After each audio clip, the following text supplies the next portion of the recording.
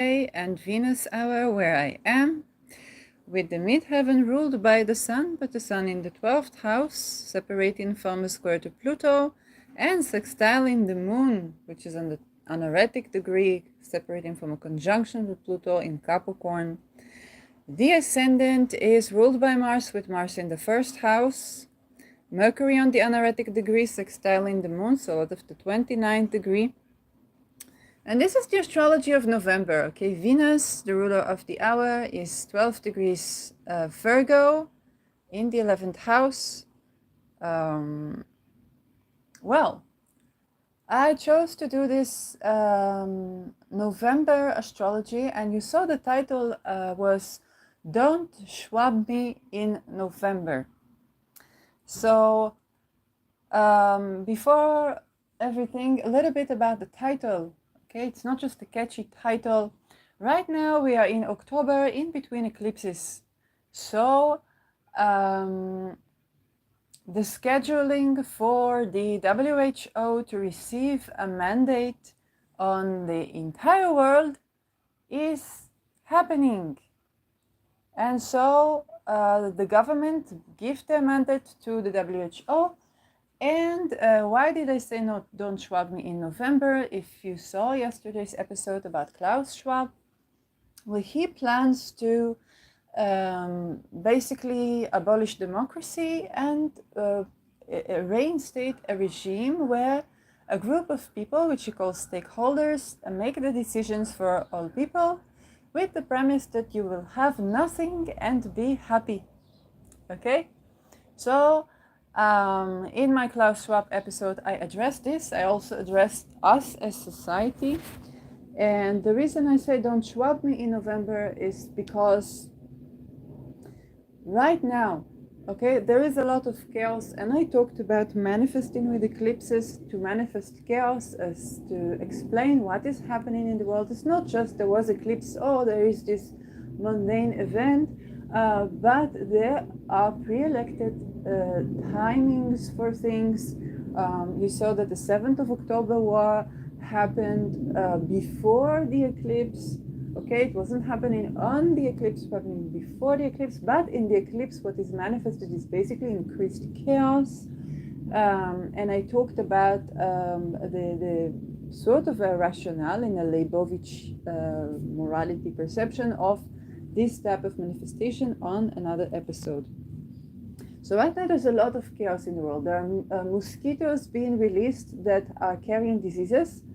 In Northern Europe, if I'm not mistaken, there is anti-Semitism booming. As the most irrational thing you could do if you want the Jews out of Israel is to take them outside of Israel, you know.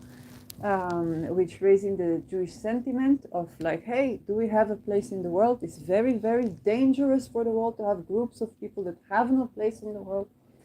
There is the Ukraine and Russia that is not in no way over. Okay, it has been ongoing, and we're predicting India to join. The India-Pakistan probably, but there are already things happening in India that probably precede what we'll see in the end of the month. And as predicted, also conflict to arise in Asia. We have the Philippines, we have Australia, we have a lot of things burning in the world, masquerading the very meticulously planned abolishing of the nation state and the democratic state in favor of reinstating a type of regime where a couple of people make decisions for the entire planet. Okay? And the reason I am saying don't Schwab me in November is because if we are holding the perception that there are masters and slaves, that blood distinction and purification of the blood, i.e. eugenics, is something to aspire to. That if a person cannot do the 9 to 5 or sit all day or stand on their feet all day for work, then they are lazy. Okay? if we hold these perceptions, that it's best, and I'm thanking Nat Sherry here, to do semen retention, to be a strong man instead of to practice connectedness and willing consent. Okay, even that. Okay, that sacrificing children and beheading children and people is somehow contribution to your fertility. It is not. Okay, so we are not holding any alternative to Schwabland, because what we are showing is us people, even in a democratic regime, cannot make a decision that is good for us. We see, is this Jewish, is this Palestinian? We draw a star of we draw a swastika. Do you know what is a swastika? It's health, wealth, love, and peace. This is the swastika. I am sorry, but you use it for Nazi, come on. You marked also, if we as people show that what we do with our freedom is racism, eugenics, bloodline pride that is purification of it, is the generation of the race. And I will tell you a story about just began to see a movie about the transition of Inuit in Alaska from kind of hunters to the industrialized move, because they found oil there. So people began to have work, but suddenly they have to pay for the land, pay for electricity, pay for the water, pay mortgage, and cannot buy in the supermarket. So they had big supermarkets where they haven't seen anything like this, but they cannot buy anything. Okay, that was a documentary that was published 3 years ago. I don't know from where it is, but and this is and they're huskies, because they had dogs that the huskies were the dogs. Now the huskies were inbred, and so when people began to arrive, they brought dogs in. Huskies died by the dozens, and they asked the person that came for the expedition, say, is it the food that we gave it? Did we do a mistake? And the lady says, no, you must understand, these huskies are purebred. We did not have other types of dogs here. And so when they came, other dogs, huskies began to die. And it took a couple of generations of huskies. Now they are surviving, because biodiversity makes you resilient. But if you are purebred, if you have a purity of your bloodline, basically it's the generation of the race. The minute you are exposed to something different, then you're not used to it, and then you simply die. Biodiversity. Okay, so if we as people show that what we do with the power, Pluto is about to go from Capricorn, which is the structure of the regime, to Aquarius. Okay, it's more grand mass, but it's also power to the people. If we show that what we do with the power that we are given as people is slaughter people in the most horrifying ways, and then going to demonstrate for freedom, for this flag, for that flag, it's like you didn't kill mothers and took the babies out of their tummy a week before. Okay, if this is what we do as people, then we don't provide an alternative to the planned Schwabland. Because in Schwabland, there are going to be a couple of people who are going to decide on the fate of humanity, and humanity has not proven itself better at making decisions for itself. It keeps fighting each other, slaughtering each other in horrible ways. People saying, you want Jewish people out of Israel. Okay, let's say they go to Europe. Now they are hunted in Europe. So what do you want? What do you think, that they will die? It's the same fucked up logic that was working against you. Now you're doing the same fucked up logic. What do you want? You want to put people in a situation where they believe they either have to fight everybody or die. It's not good. It's not reason. And some of it is the chaos that's inflicted upon us. But then this chaos is a card of enlightenment, and it's put in work to ridicule. And this is why right now we are in between eclipses. We have some time before the moon goes void on us on the 25th until the eclipse. We have some time to reflect. Uranus is no longer on the 22nd degree until April. We have some break to reflect.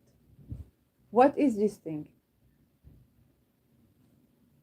We saw a lot of voices. What did we see? What did we not see?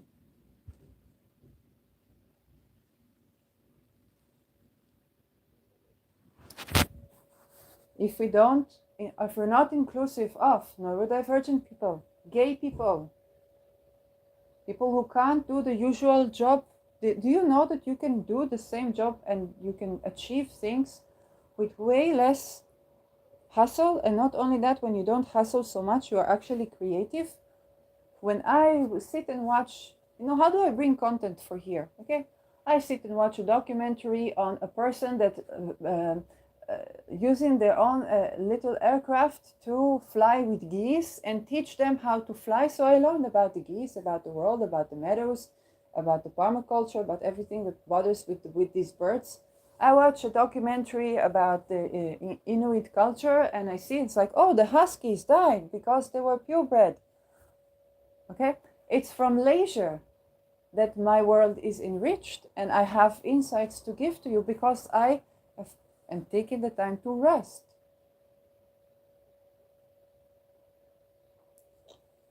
And and the least you can do, even if you don't have this time, which most of humanity does not have this time, that they need a war to have this time, then the least you can do is understand that it is at least to aspire to have this time and to dedicate this time to leisure, to those things that seem insignificant. Oh, the geese want to fly, I will teach them to fly. Okay, who has time for this in the United States? And if people are caught up with the value of work, when people are doing what they need to be doing in the way that is efficient, nobody is putting the work as a value.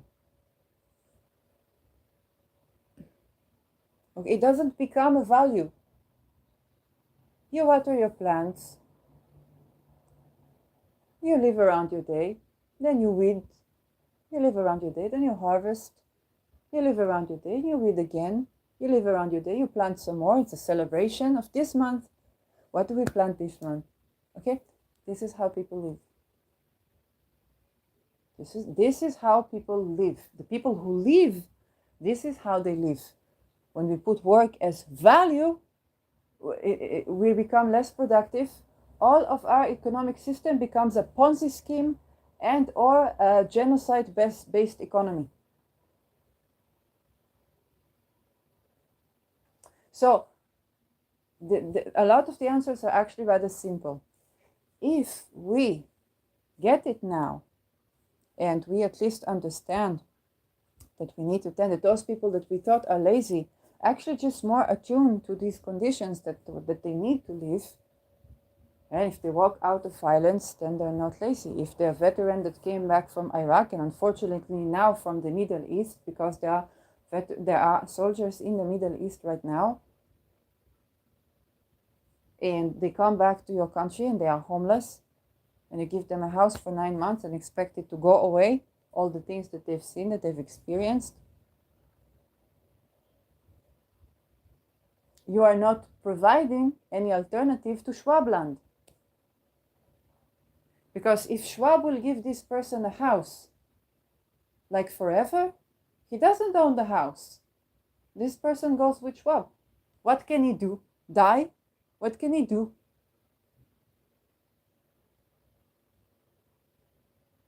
And this is why I titled this episode, Don't Schwab Me in November. Okay? Let's make these changes now, or don't Schwab me in November, because November is already going to be after these eclipses, after the passing of the torch from the nation state, the democracy, and the not democracy as well, to the Schwabland, the stakeholders that make decision for all people. You could just look at my Klaus Schwab episode. And you see how inclusivity plays into this. So, let's go to November astrology. November. Well, lunations. But before lunations, let's take a look at our cycles of retrogression. We're going to have Pluto direct all the months. We're going to have Saturn retrograding still.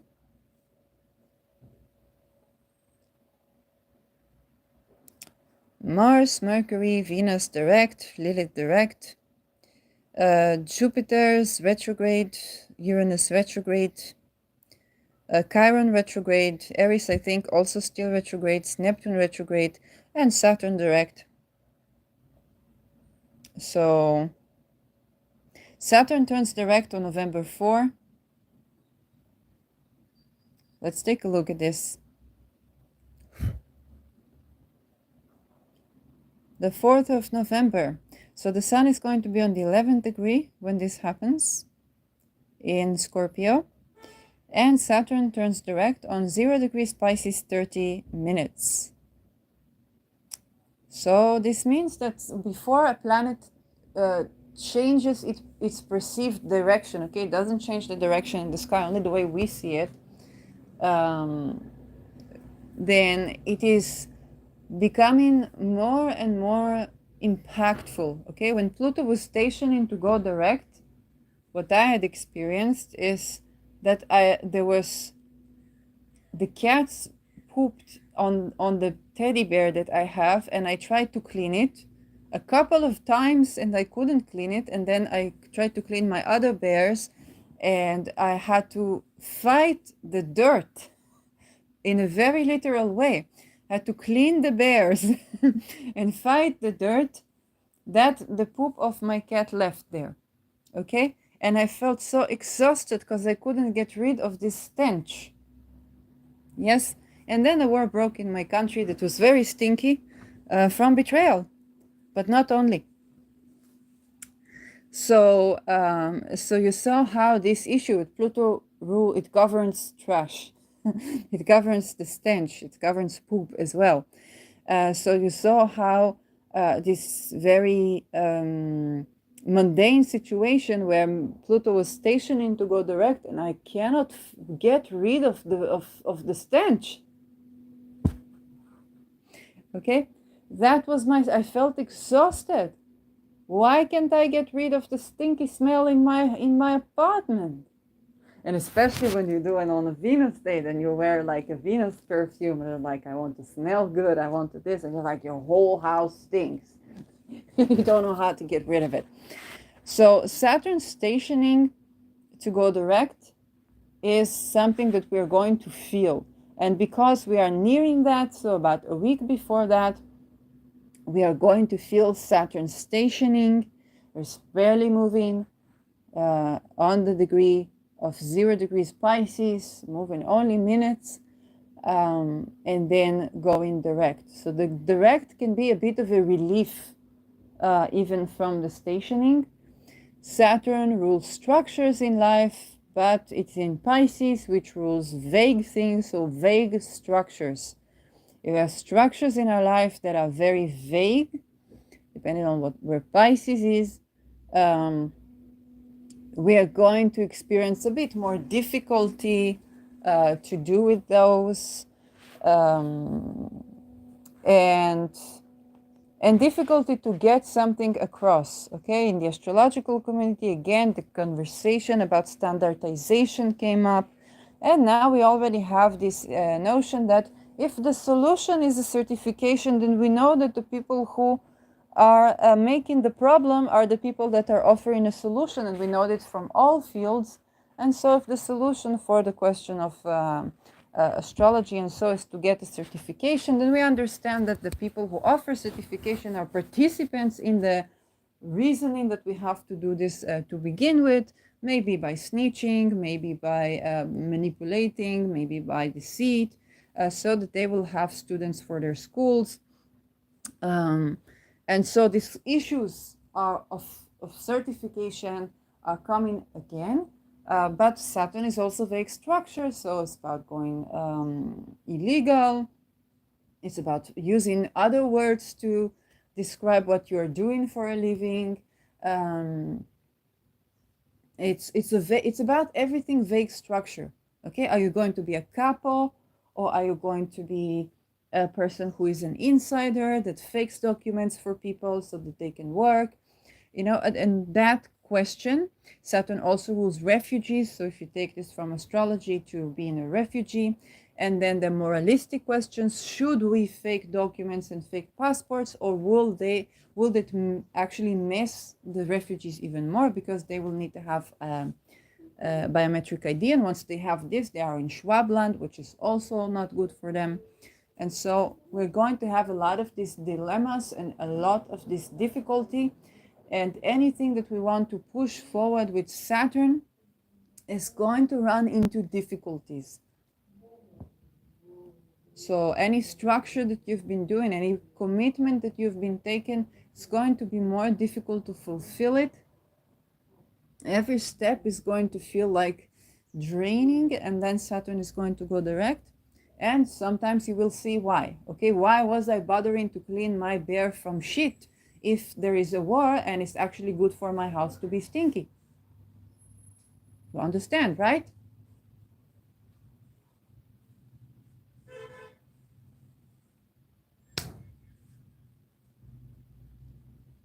So that was the Pluto going direct. Okay, Saturn is going to bring us another one of these.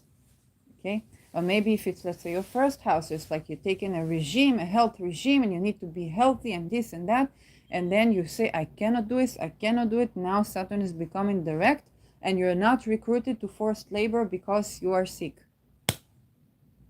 You're not recruited to the war because you are sick. Okay, it is exactly those things right now. So 4th of November, Saturn goes direct. And if there is a difficulty that keeps you from taking on a commitment, you will see the hidden blessing within it.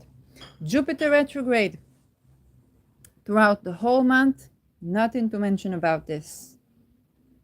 The ingresses. So let's start from the early ones. November 8th, Venus ingresses into Libra. And this is Venus co-present with Ketu. It's Venus that is bringing a sort of a divine spiritual wisdom, and also dealing with grief and loss. So she's going to be still separating from opposition to Neptune, which makes Venus a bit dreamy, idealistic.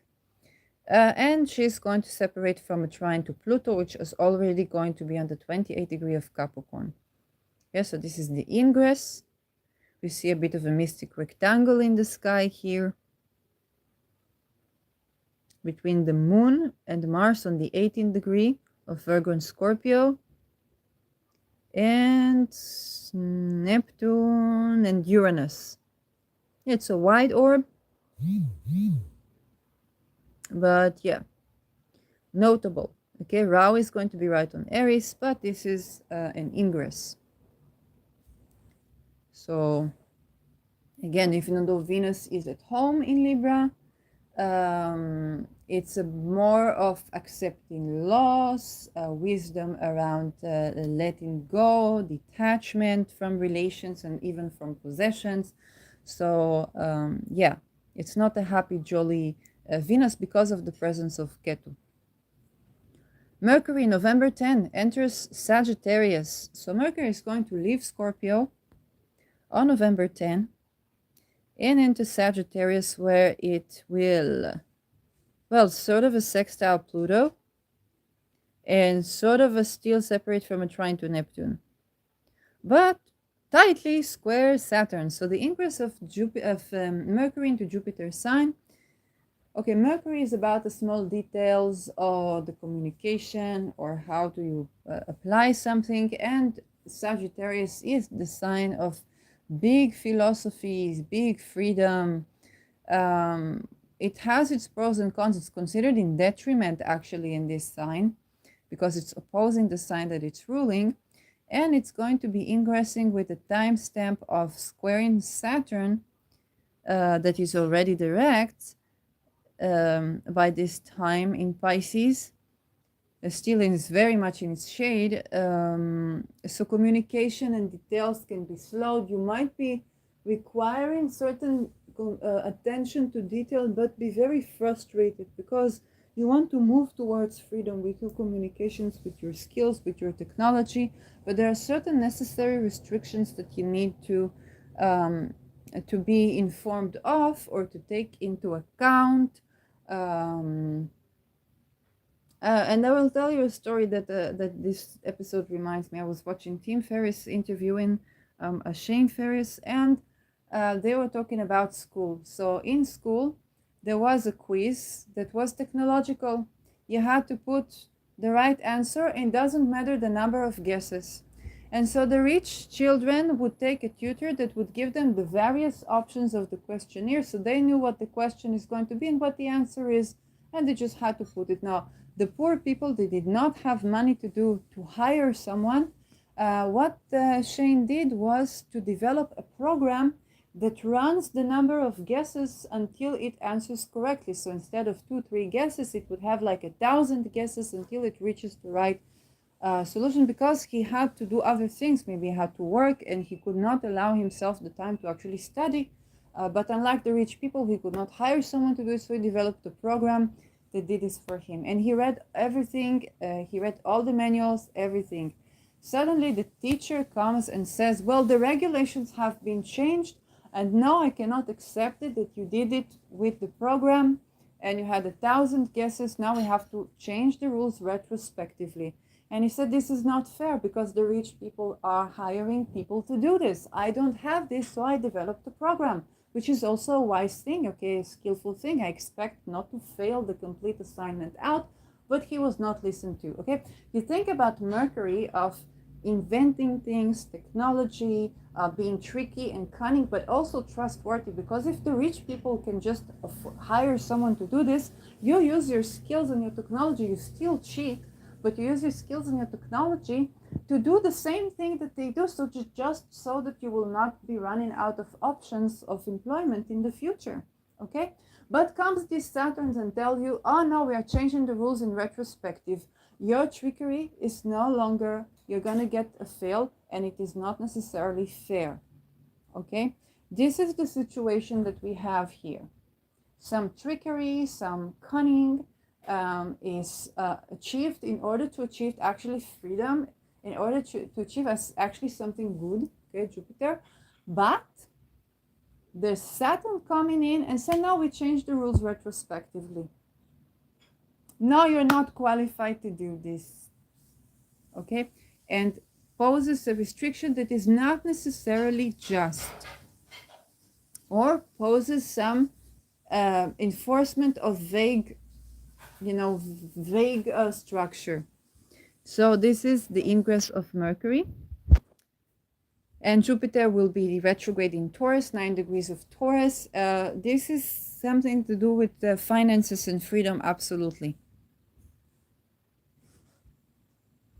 So, more ingresses. So we'll have the Sun ingressing into Sagittarius on the 22nd.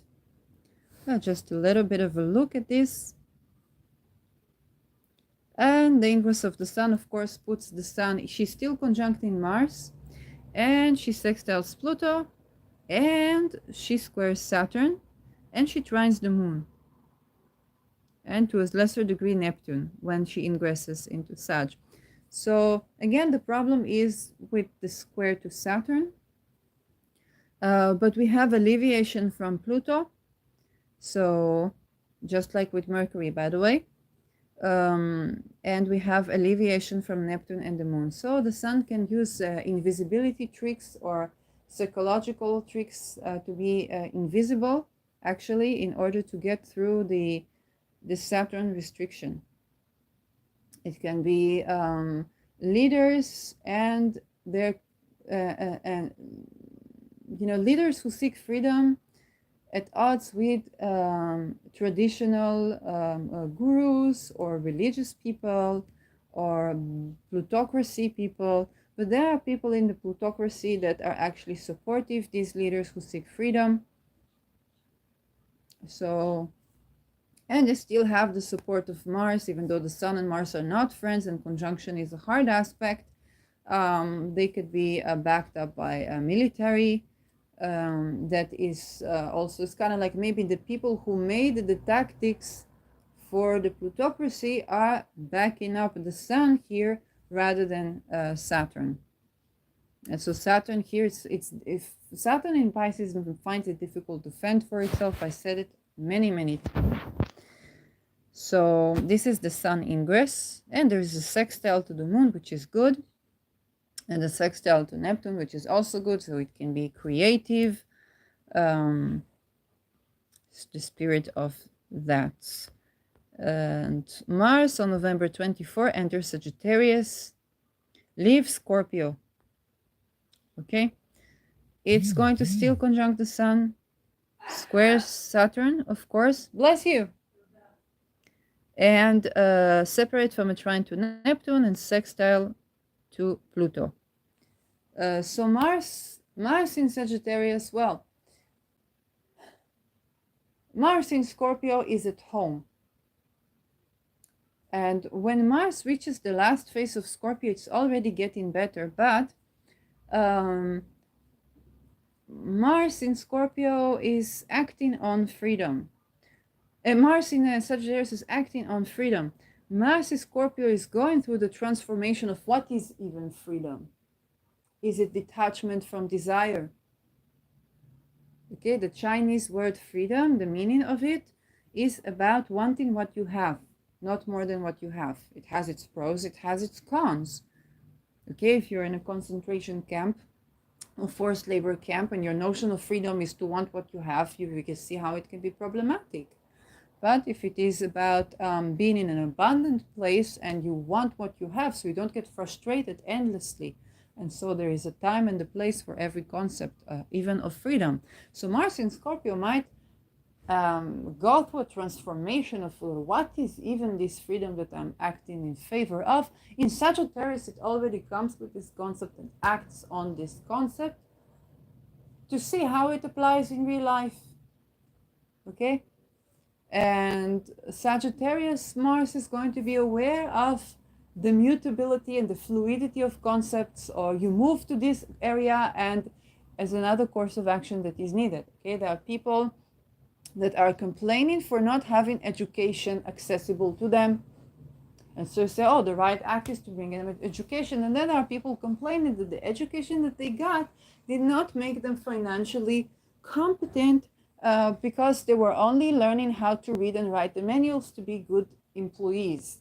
And so it's the quality of the education that actually made it worse for them, and they felt like they're worse off going to school than learning how to survive in nature, for example. Okay? Mars action has to do with applying philosophy, taking action so that people will have education, or taking scholarly action, okay, informed action. But it's theoretically informed. When you come to the field, and this is Mars, it's the action, you have to adjust. This square to Saturn can actually be a blessed conflict, because Mars in the beginning of Sagittarius is wanting to apply one's philosophy without being in contact with the context.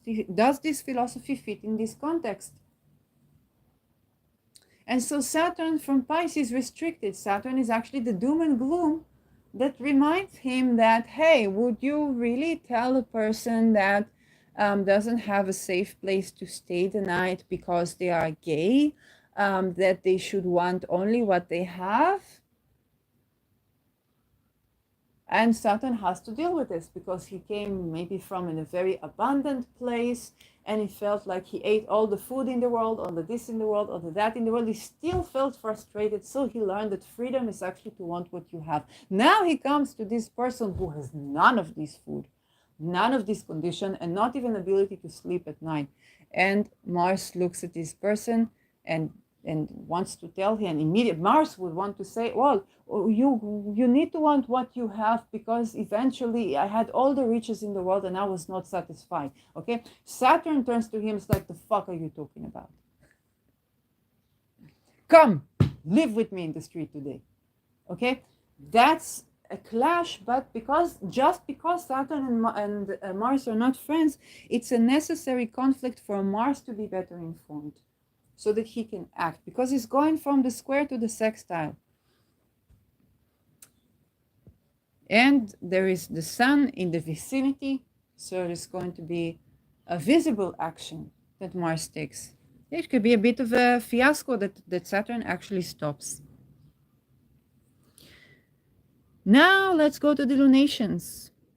So November 13, we have the new moon in Scorpio. A bit of a relief of lunations that are eclipses.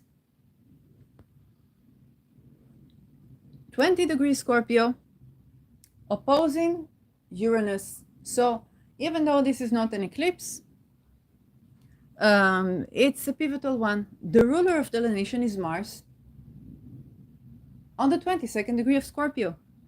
My Mars return. And so this, unfortunately, can be a new beginning to do with a little action against revolting forces. I'm not talking about like massacre or anything like that, but it's a personal planet, but still it's a moment in time where the new beginning is bearing little actions. And there's opposition from Uranus, which is revolution, people who revolt. So people who revolt are at odds with this Mars, okay, with the action of Mars. You think about, it's the closest we have to the imagery of a civil war without going full-blown civil war, okay? Because in a civil war, which is more the Gemini zone, we have people fighting each other. Okay, if you think about the civil war in the United States, it's the question of slavery. Some people only knew how to rely on slavery. They didn't have any other option. They couldn't pay these workers. There would be no food. And all they knew is slavery. So it's like, we're going to go bankrupt for your idealism to be fulfilled because you can afford, you have other means of income, so you don't need slaves. But then there were people who were enslaved, which you can't afford. Okay? And so there was fighting from the people who only relied on slaves, which is the South, and the people who had slaves, but they could afford to let them go because they had money or they had oils or they had, other means of income. And so they could afford to let go. It was also richer. So they could afford to let go of slavery. And so, as we're letting go of having to rely on enslaving people, which is a blessed thing, how is the South going to look like? Will they have food? Will they have shelter? What will be how will we feed all the people? Okay, because what did these slaves do? Okay, they worked for the house, but also they were working for what is the cotton fields or the agriculture. And so it was the praxis of liberation. And now Mars in Scorpio is very much informed of the very practical survival day-to-day praxis. Uranus in Taurus is coming with the revolution. Mars in Scorpio is an opposition to these revolting forces. Like, hey, you want to make a revolution. What about my survival? What about the fact that I have been doing what I was doing for survival and you did not provide a solution for me to do without this? So when it's slavery, people are like, well, you're thriving on people being enslaved. It's like, so that I will not be a slave. How do we create solutions that we work together in equity? Okay. And with the, why do I say civil war? Because this is the tension between the people who, let's say, were going to demonstrations, but omitting, let's say, cost of living. And so Mars is like, oh, you were going to demonstrate about your democracy that anyway did not respect my bread and water and left me with no shelter. If I wouldn't find a tricky way to shelter myself, you would not take care of me. So you want me to take you into account in my agenda when you're not taking me into account in the agenda? Under whose regime would you be better off? Under me, who thinks also about your food and your housing, or under you, who thinks only about your democracy without me being fed and without me being housed? Okay, this is the conversation that Mars is having here, and it is lethal because Mars understands it would either die, either be killed or kill. 22nd degree is the degree of to kill or be killed. Okay, so there's an action that is opposing the revolting forces in Uranus and Taurus. The new moon brings in new action, and so it can be a place where civil war starts, where people that are of this Mars nature are going to be looking at those idealistic revolutionary people at kind of like, what about a gay Palestinian person? Oh, what about a homeless American? What about stories of, I just read on Twitter a story of a woman who was homeless when she was 16 years old, and her shoes that she bought the most expensive shoes that she could, but they still began to tear up and the began to stab her heel, and she had only these shoes to walk, and she had to run so that she will not be killed, basically, and bullied. And she was 16, and sometimes she had shelter, sometimes she did not. So she walked with boots full of blood at 16 in the United States, not in Biafra, not in war-torn, not in Gaza, not in give me a name of a war-torn country, not in Sudan, no, in the US of A. 16 years old girl. And these stories are so common. Okay, that's the lunation that we're going to have. It's going to have action, because Mars is action. It's not going to be talking about this. This is why I say don't Schwab me in November. They're going to be talking about this. It's going to be acting on this, because enough is enough is enough is enough is enough. And the idealism of Taurus does not apply to what Mars have to say. This is the lunation. This lunation is not interacting with anything but Neptune here.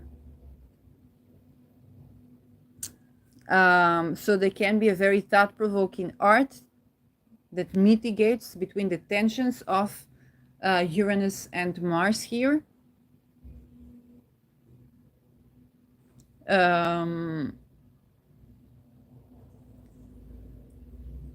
And this lunation, well, it inconjuncts Aries, and it's applying to sextile Pluto as well in a very wide orb. But the story is mainly the closest imagery to civil war, and the Mars interest is about basic survival. People that have to deal with basic survival. Okay, these are the people. It's not the idealism that Uranus in Taurus brings. And Uranus is right to be idealistic, but there is a conflict between those idealistic. We want to save democracy, okay? But in your democracy, I did not have food, I did not have shelter, I was murdered for being gay. So what democracy? We need something way better than what was. But you're not showing them flags, you're not showing them actions, you're not talking about the cost of living. Okay? It's the marginalized of the marginalized, but the people who are in risk of survival. Also, it is the people who were who could be killed as the result of the revolution. Okay, so it's about the people that were marginalized, but also the people that their way of thriving was off of something, and now they have no way of thriving. Now they're the new marginalized. And you say, well, but this is right. There's nothing right about this, because all people need their own living space. So you have to be practical. Okay, it's not just about being right, because be as vengeful to you as you think that is right to be vengeful to them. It's about what is practical to avoid the situation of to kill and be killed. It's also a lunation that deals with death with dignity here, because 22nd degree is about death with dignity. Now we have the 27th lunation, which is the full moon. Moon is going to be in 4 degrees Gemini and Sagittarius respectively. The nodes are going to be on the 22nd degree of Libra and Aries respectively. There's no direct connection to the nodes here. The moon it's in a T-square, a separating aspect of a T-square with Saturn, and Mars in 2 degrees Sagittarius is still separating from the square with Saturn. Jupiter, the ruler of the sun, is in 7 degrees Taurus, not doing anything, retrograde. And Mercury, the ruler of the moon, is in 24 degrees Sagittarius, squaring Neptune and sextiling Venus and the nodes, and the Ketu. So this lunation is again capitalizing on the axis of Sagittarius and Gemini. Gemini is more associated with civil war, and Sagittarius with a sense of idealistic form of freedom, which can both be the Chinese concept of want what you have, or the American concept of if you are homeless, it's because you made bad choices in life, like serving the army or walking out of violence time and time again. So this is the sun and Mars are conjuncting. It means that Mars is opposing the moon. That means that we're not going to feel good about the actions that are being taken, even if some of them are right, or were right. It also means blocked action at this time. It also means a lot of emotional criticism and criticism to the shine of people. The T-square is supposed to be resolved in Virgo, in 0 degrees Virgo, which is Regulus. So perhaps bringing in Regulus can, or petitioning Regulus can assist to resolve this T-square. This is one advice that I have to give on here. It might work, might not, because Saturn is opposing Regulus, okay? But we can try to petition Regulus. What more do I see here is that there's role of communication here, but the communication we cannot rely on. The news, we won't be able to rely on them because of the square to Neptune. The message will not be able to rely on the messages, okay? And it's not necessarily direct deceit, but it's so that you want to say something and your words don't come across and your message is not being delivered. It's kind of a fated, a hard aspect here between Neptune and Mercury on the 24th degree of Pisces and Sagittarius respectively. This is, this is a lunation on the axis that is ruled by Jupiter and Mercury. And we had eclipses on this axis during the COVID, actually. Okay, so it's a bit of the continuation of the plot.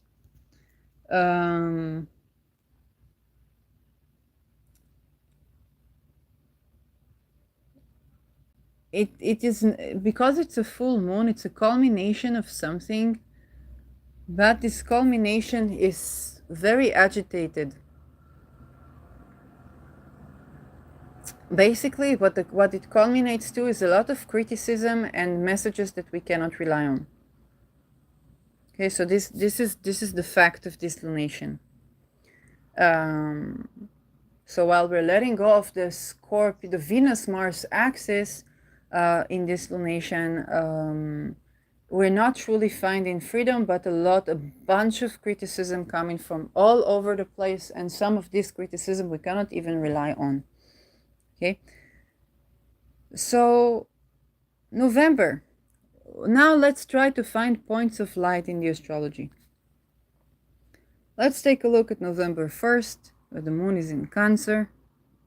Before it begins to, first of all, the moon in Cancer, yes, it will square Neptune and Venus, but it will ingress to trine Saturn. And while we cannot, okay, this is November 1st, while we can absolutely not rely on the truthfulness of the moment or even of our emotions with this one, they can be a little bit of needed escapism that we have on November 1st when the moon ingresses into Cancer. It's a little bit of some, if you focus on the moon, if you focus on having a nice meal, it might not be the most nutritious, on self-care. Again, your emotions are not the most accurate right now, but it's a very needed, it's a realistic thing to do to be escapist. So November 1st is a bit of a moment of light with the moon ingressing into Cancer. Let's see the moon in Leo. Well, the moon in Leo is separating from a trine to Neptune. So also November 4. But November 4 we have Saturn going direct. The moon is not aspecting it. And the moon in Leo is better after it separates from Leo. Let's see if we move another day. No, but when it separates from Leo, it enters the T-square. Sorry, moon in Leo, yeah, it's not the best time. So 4th of November, if you can withstand the separating aspect from Pluto, but other than that, November 1st is meanwhile. Okay, why did I look at the moon in Virgo? It's not like the moon in Virgo is going to do us any good. Or the moon in Libra, or the moon in Scorpio. Let's look at the moon in Sagittarius. Another fire sign. Yeah, well, let's see what happens after the square to Saturn, because of course this is not the point of light here. Okay, moon in 13 degrees, this is November 15, and the moon is separating from a conjunction with Mercury, which is also sextile with Venus, in the middle phase of Sagittarius, up until it begins to apply to in conjunct Uranus. We have a point of light. Okay, November 15, the moon is relatively okay, and yes, even though the sun is in 23 degrees here with Mars opposing Uranus, okay, but if we focus on the moon, if we focus on reading a good philosophy book, or watching a documentary about some lost tribe or something like this, then we can find a point of light to escape a little bit from the havoc that is going on. So we said November 1 and November 4, November 15. Now, let's see, and moon in Aries, let's see what is it doing in Aries.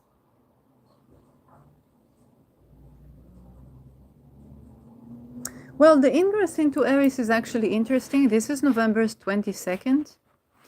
And the moon will be trining Mars and the sun and sextile in Pluto. It's a deep ingress. It's a time to think about, I remember of when I began to read again the book, The Art of War. And what I found out is that besieging a city is the most expensive thing that you could do. And the morality of your soldiers declines with every war act that you take. Basically, I found a lot more advocation for peace in The Art of War than I had expected. So you could be having one of these deep moments where you're reflecting on war or tending to war or the philosophy of war or the praxis of war, and you see that, Oh, when we think about the actual reality of war, you see that the peace is advocated way more than we think, and you actually become optimistic by tending to these taboo topics that you have been afraid of, and you find optimism there. So it can be one of those. It can be one of those. So this is also the 22nd of November is also a nice time for the moon. And this is where you can gain insight by actually tending to taboo topics, and you will have the fire support of Aries to enjoy being courageous at heart and looking at things and developing insights that you weren't expecting. November 24, the moon is in Taurus. Let's see what is in there. Okay, the moon is sextile in Saturn when it ingresses into Taurus and will later conjunct Jupiter.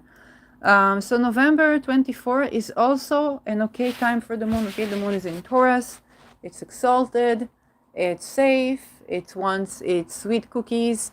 And if you just be cautious about overindulging in sweets, you could have a nice and literally sweet time here with the moon. There is the inconjunct to the sun and Mars, so it is present.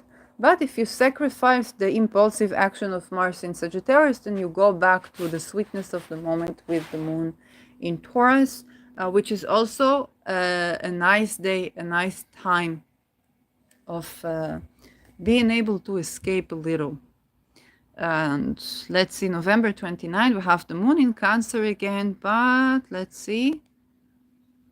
Yeah, but it opposes Mercury and it trines Venus and it squares Neptune maybe the day after. Okay, well, November 30th, we have a void of course moon that will touch on Sirius. So you might not be able to make a talisman with it, but it's a good time if you want to go through the void of course moon well. Then this is a good time to pull up your serious petitions and the hound dogs pictures or watch pictures of canines or shepherds. Then that can be a nice pastime for the void moon. It's not a light time because the moon void is kind of like entering the void. It's a very deep meditative state. It's in many cases gloomy. It's kind of like dealing with the necessary grief to move on. But what you can do is turn to Sirius, petition Sirius, and learn and watch dog videos or take your doggy for a walk. So this is November. This is November.